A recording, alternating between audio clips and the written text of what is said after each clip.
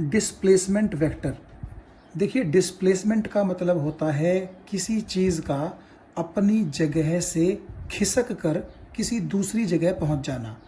अगर मान लीजिए कोई ऑब्जेक्ट एक पोजीशन पर है और वो खिसक करके दूसरी पोजीशन पर चला जाता है, तो हम बोलते हैं कि उस ऑब्जेक्ट ने डिस्प्लेसमेंट की है।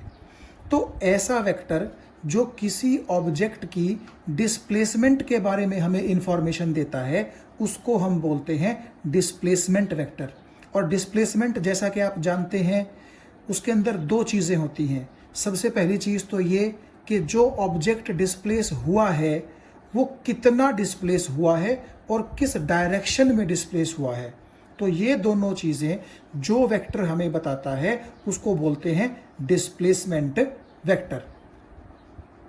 That vector which tells us how much and in which direction an object has changed its position in a given interval of time is called displacement vector. Example के तौर पे आप ये देखिए, ये एक्स एक्सिस, वाई एक्सिस और origin, ये तीनों चीज़ें आपको नज़र आ गई।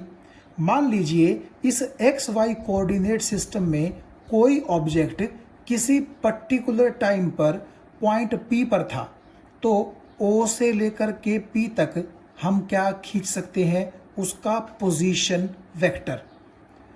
अगर कुछ समय के बाद वो ऑब्जेक्ट P से चलते चलते चलते मान लीजिए Q तक आ जाए, तो नेचुरली आप ये कहेंगे कि O से लेकर के Q तक अब ये क्या है, उसका नया पोजीशन वेक्टर। देखिए, जब वो ऑब्जेक्ट P पर था तो OP उसका क्या था, पोजीशन वेक्टर। और जब वो ऑब्जेक्ट Q पर आ गया है तो OQ क्या है, उसका नया पोजीशन वेक्टर, क्योंकि अब उसकी पोजीशन क्या हो चुकी है, चेंज हो चुकी है। तो अब ये देखिए आप, P से लेकर के Q तक ये जो PQ वेक्टर है, इसको हम बोल सकते हैं डिस्प्लेसमेंट वेक्टर। क्यों? क्योंकि एक तो जो PQ वेक्टर है वो हमें ये बताएगा कि P से लेकर के Q तक कितना डिस्प्लेसमेंट उस ऑब्जेक्ट ने ट्रेवल किया है, और दूसरी चीज ये बताएगा कि वो डिस्प्लेसमेंट किस डायरेक्शन में हुआ है। तो आप ऐसा कह सकते हैं कि P से लेकर के Q तक का जो ये स्ट्रेट लाइन डिस्टेंस है, ये तो उस ऑब्जेक्ट की डिस्प्लेसमेंट हो गई, और P से लेकर के Q तक उसकी क्या हो गई, डायरेक्शन हो गई। तो हमें डिस्प्लेसमेंट भी पता लग गई और उस ऑब्जेक्ट की डिस्प्लेसमेंट किस डायरेक्शन में हुई है ये भी हमें पता लग गया। तो इसीलिए हम PQ वेक्टर को क्या कह सकते हैं, displacement vector of that object which has displaced itself from point P two point Q in a definite interval of time. तो मुझे उम्मीद है ये डिस्प्लेसमेंट वेक्टर आपको अच्छे से समझ में आ गया होगा। क्या, एक बार फिर से देख लीजिए कि एक ऐसा वेक्टर जो हमें ये बताए कि किसी ऑब्जेक्ट ने किस डायरेक्शन में और कितनी अपनी पोजीशन चेंज की है, कितना अपने आप को डिस्प्लेस किया है, उस वेक्टर को हम बोल सकते हैं डिस्प्लेसमेंट वेक्टर। उसके बाद डेफिनेशन आती है इक्वल वेक्टर्स। देखिए, अगर हम ये कहें कि दो वेक्टर्स हमारे पास हैं, तो इनको इक्वल कब कहा जाएगा, उनको इक्वल तब कहा जाएगा जब उनका मैग्नीट्यूड भी सेम हो और उनकी डायरेक्शन भी सेम हो। आप जानते हैं वेक्टर्स के पास मेनली ये दो ही चीज़ें होती हैं, मैग्नीट्यूड और डायरेक्शन। तो अगर दो वेक्टर आपके पास ऐसे हैं जिनका मैग्नीट्यूड भी सेम हो और जिनकी डायरेक्शन भी सेम हो, तो हम उन दोनों वेक्टर्स को क्या बोलेंगे, इक्वल वेक्टर्स। जैसे आप ये देखिए, यहां से लेकर के यहां तक और यहां से लेकर के यहां तक, इन दोनों लाइनों की लेंथ भी सेम है और दोनों के जो एरो हैं वो भी सेम डायरेक्शन में हैं। तो अगर पहली लाइन को मैं ए वेक्टर और दूसरी लाइन को मैं बी वेक्टर बोल दूं, तो क्योंकि दोनों का मैग्नीट्यूड भी बराबर है और डायरेक्शन भी सेम है, तो मैं कहूंगा कि पहला vector A is equal to second vector B. उसके बाद अगली डेफिनेशन आती है नेगेटिव ऑफ ए वेक्टर की। अब इसमें क्या है, जो हमने यहां पर सिचुएशन देखी है इक्वल वेक्टर्स में, बस उसमें से आपने क्या करना है, डायरेक्शन को अपोजिट कर देना है। तो वो दोनों वेक्टर क्या बन जाएंगे, नेगेटिव वेक्टर्स बन जाएंगे। यानी कि आप ये कह सकते हैं कि अगर आपके पास एक वेक्टर है और उसका आपको नेगेटिव वेक्टर देखना है, तो उसका नेगेटिव वेक्टर वो वेक्टर होगा जो मैग्नीट्यूड में तो उसके बराबर हो लेकिन डायरेक्शन में उससे कैसा हो, अपोजिट हो। जैसे आप यहां पर देखिएगा कि यहां से लेकर के यहां तक और यहां से लेकर के यहां तक दोनों लाइनों की लेंथ कैसी है, सेम है, यानी कि दोनों का मैग्नीट्यूड कैसा है, बराबर। लेकिन आप देखिए जिसको मैंने ए वेक्टर बोला है उसकी डायरेक्शन है राइट हैंड की तरफ और जिसको मैंने बी वेक्टर बोला है उसकी डायरेक्शन है कहाँ, लेफ्ट हैंड की तरफ। तो ये जो दो वेक्टर्स हैं, इन वेक्टर्स में से आप ये देखिए दोनों की डायरेक्शंस अपोजिट हैं लेकिन मैग्नीट्यूड कैसे हैं, बराबर हैं। तो मैं ये कह सकता हूं कि यहां पर जो बी वेक्टर है वो ए वेक्टर का नेगेटिव वेक्टर है।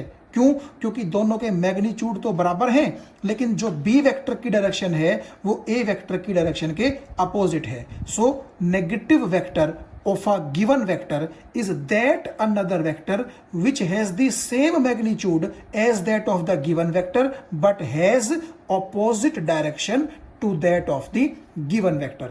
यानी कि ए वेक्टर के ही बराबर का मैग्नीट्यूड होना चाहिए लेकिन ए वेक्टर की जो डायरेक्शन है उसके अपोजिट डायरेक्शन जिस वेक्टर की होगी वो वेक्टर इस ए वेक्टर का क्या कहलाएगा, नेगेटिव वेक्टर। और इसीलिए यहां पर हमें लिखा है कि जो बी वेक्टर है वो ए वेक्टर का नेगेटिव वेक्टर है।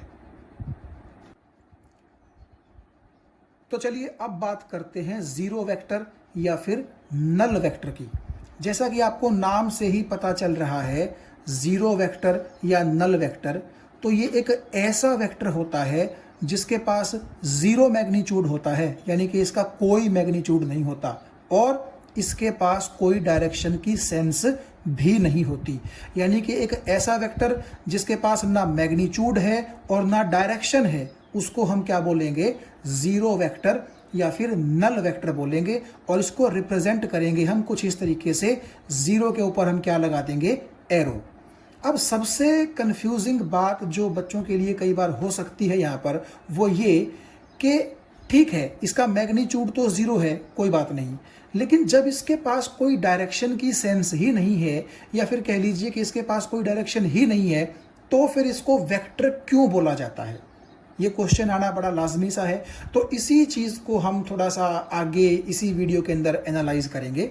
आप इस चीज़ को समझने से पहले ज़रा इस चीज़ पे ध्यान दीजिए कि मान लीजिए मैंने आपसे कहा कि ये एक ऑब्जेक्ट है और इस ऑब्जेक्ट पर राइट साइड में भी और लेफ्ट साइड में भी दो बराबर फोर्सेस मैंने लगवा दिए 5-5 न्यूटन के।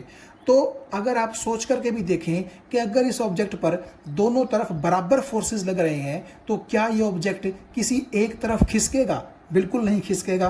क्यों नहीं खिसकेगा? क्योंकि ये दोनों फोर्सेस एक दूसरे के इफेक्ट को कैंसिल कर देंगे। तो हम ये कह सकते हैं कि भले ही दिखने में हमें ऐसा लग रहा है कि दो फोर्सेस इस ऑब्जेक्ट पर लग रहे हैं, लेकिन इन दोनों का जो नेट इफेक्ट इस ऑब्जेक्ट पर लग रहा है वो कितना लग रहा है, जीरो। क्योंकि एक 5 न्यूटन के फोर्स ने दूसरे 5 न्यूटन के फोर्स को क्या कर दिया, नलीफाई कर दिया, कैंसिल कर दिया, उसके इफेक्ट को जीरो कर दिया। तो देखो, अगर मैथ में सिंपली आपसे पूछा जाए कि 5 में से 5 घटा दीजिए तो वहां हम आंसर दे सकते हैं कि 5 - 5 इज इक्वल टू 0, कोई चक्कर नहीं है। लेकिन जब यहां हम फोर्स की बात करेंगे तो आप ये देखिए, जब आप 5 न्यूटन में से 5 न्यूटन घटाएंगे तो आप यहां पर 0 न्यूटन लिखेंगे। अगर आप यहां न्यूटन हटा करके अकेली 0 लिख देंगे तो वो चीज साइंटिफिक तरीके से ठीक नहीं होगी, क्योंकि भले ही दोनों फोर्सेस ने एक दूसरे के इफेक्ट को नलीफाई कर दिया है, लेकिन 0 के साथ यहां पर हमें न्यूटन लगाना पड़ेगा और ये न्यूटन हमें ये बताएगा कि ये वाली 0 कोई सिंपल 0 नहीं है बल्कि 0 न्यूटन का एक फोर्स है। तो भले ही 0 न्यूटन का फोर्स कोई फोर्स नहीं है, लेकिन 0 के साथ जब न्यूटन लगता है तो हमें कम से कम इतनी इंफॉर्मेशन जरूर मिल जाती है कि जरूर दो फोर्सेस या और भी बहुत सारे फोर्सेस का जो नेट इफेक्ट हुआ होगा वो 0 न्यूटन फोर्स हुआ होगा। तो देखिए, जैसे हम 5 न्यूटन में से 5 न्यूटन घटा करके यहाँ पर सिंपल ज़ीरो नहीं लिख सकते। सिंपल ज़ीरो ना लिख करके हमें यहाँ पर 0 न्यूटन लिखना पड़ेगा।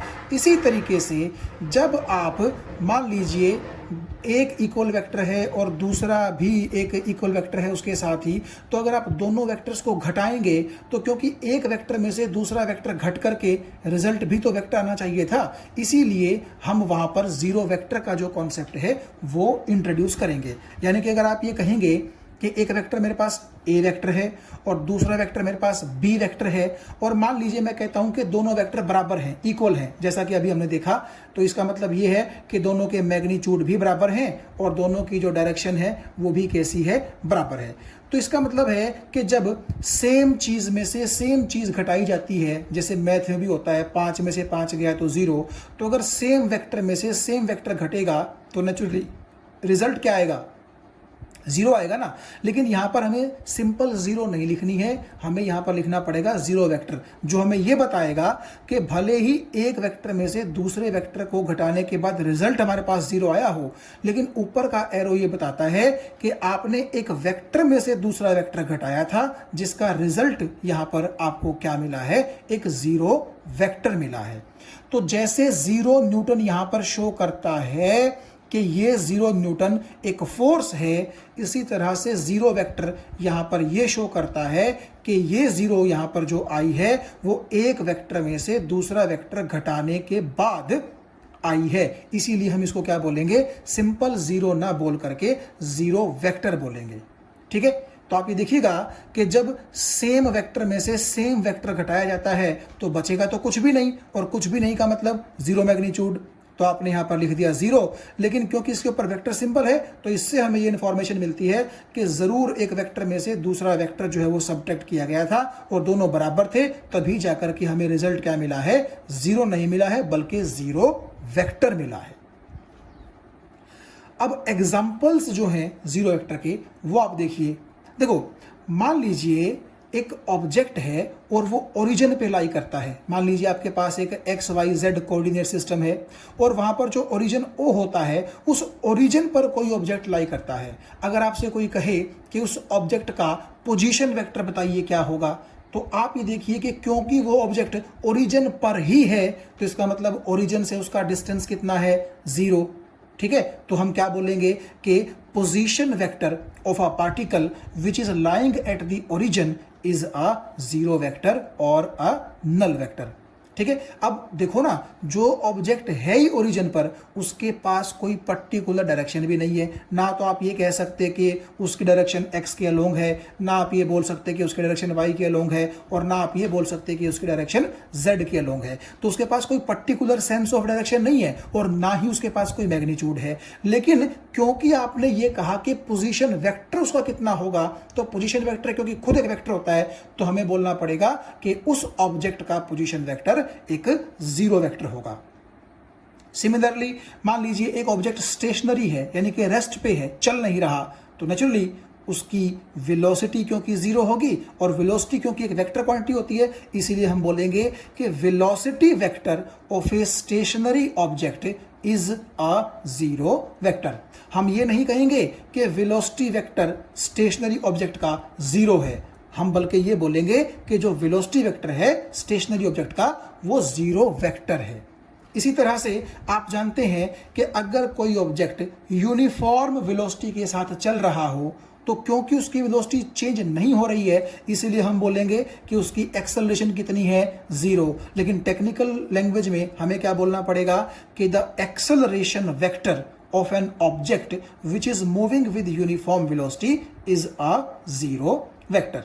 तो कुल मिलाकर के आपको ये बात समझ में आ गई होगी कि 0 वेक्टर जो है, भले ही उसके पास कोई मैग्नीट्यूड ना हो और भले ही उसके पास कोई डायरेक्शन ना हो, तब भी हमें उसको 0 वेक्टर ही बोलना पड़ेगा, क्योंकि वो हमें ये इंफॉर्मेशन देता है कि वो वेक्टर जो है वेक्टर्स के वैनिश करने की वजह से ही पिक्चर में आया है। जैसे यहां पर सेम वेक्टर में से सेम वेक्टर घटा दिया तो रिजल्ट तो आना 0 है, लेकिन हम उसको सिंपल 0 नहीं बोल सकते, हम उसको बोलेंगे 0 वेक्टर। तो हमें पता यह चलेगा कि क्योंकि सेम वेक्टर में से सेम वेक्टर घटा है तो बचना कुछ नहीं है, लेकिन क्योंकि इसके ऊपर ये एरो लगा हुआ है तो ये हमें जीरो वेक्टर ये इंफॉर्मेशन देगा कि दो वेक्टर्स एक दूसरे को खत्म कर चुके हैं, दो वेक्टर आपस में वैनिश कर चुके हैं, तो उनके रिजल्ट से हमें ये जीरो मिली है, इसीलिए हम इसको क्या बोलेंगे, जीरो वेक्टर बोलेंगे। और जहां आपको डायरेक्शन के बारे में अगर कोई कंफ्यूजन हो तो वो आपको यहां समझ में आ गया होगा कि अगर कोई object X Y Z coordinate system के ओरिजिन पर हो तो उसका पोजीशन वेक्टर तो जीरो होगा, क्योंकि वो ना एक्स एक्सिस में, ना वाई एक्सिस में, ना जेड एक्सिस में, ना किसी और डायरेक्शन में कहीं पर कोई डिस्टेंस उसने ट्रेवल नहीं किया है, ठीक है। तो इसीलिए उसका मैग्नीट्यूड जो पोजीशन वेक्टर का आएगा वो जीरो आएगा। और क्योंकि वो ओरिजिन पर है तो आप ये देखिए उसके पास कोई पर्टिकुलर सेंस ऑफ डायरेक्शन भी नहीं है, इसीलिए हम बोलेंगे कि उसका पोजीशन वेक्टर जो है उस ऑब्जेक्ट का क्या होगा, वो एक जीरो वेक्टर या फिर नल वेक्टर होगा।